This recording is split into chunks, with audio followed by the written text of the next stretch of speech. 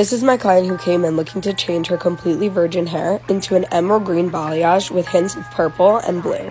After doing a full head of balayage and foils, I started to remove the foils once she lifted to about a level 8 or 9 because I didn't need her to lift extremely light for the colors that we were going to be doing. Whenever I'm doing a color like this, I like to make sure that what's underneath is already beautiful and the color we add on top will not affect that when it fades out. I pre-toned her hair using Color Touch 1081 just to kick a little bit of that brassiness that had lifted.